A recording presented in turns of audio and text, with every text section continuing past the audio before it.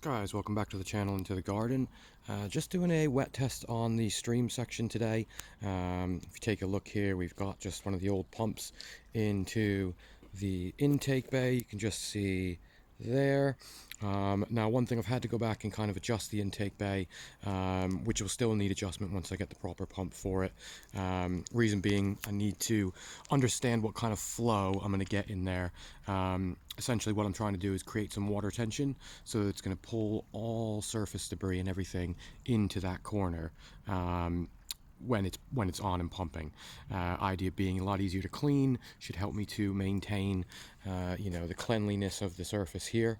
I've also added a little bit of the blue dye, which you may have seen from one of our previous videos.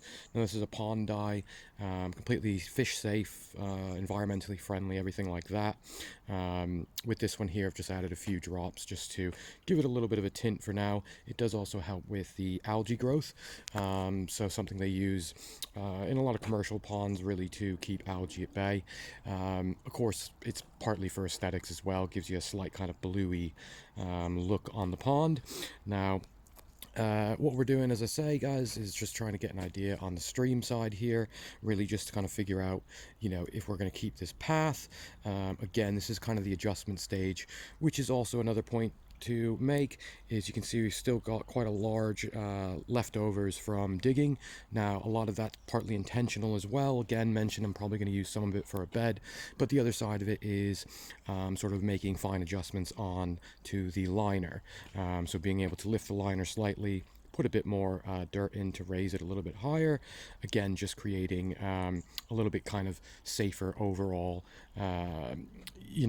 with the pond side of it. So basically just meaning hopefully we're not going to get many leaks or anything like that, basically, or anything kind of coming out the sides where it's then gone down a bit and of course started to subside and causing us to get some sort of water coming out the side.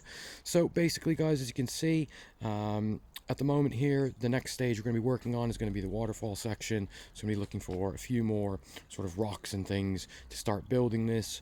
We'll be using sort of expanding foam to kind of fill in the gaps, and using a little bit of the liner offcuts, again, to kind of create different levels as we go down here. So certainly on that side, guys, subscribe and follow along with the project if you're not already. Got a lot more work to do on this one. We have also started getting a few plants out for the year. You can see just in the back there, we've got the Musa acumata grandine and your Musa Siam ruby. Both are not ground hardy, so we're going to be bringing those in soon. Also, just to show you guys, on one side here, we'll come back just this way. Sorry, we've got lots of liner offcuts that we're trying to figure out what to do with here.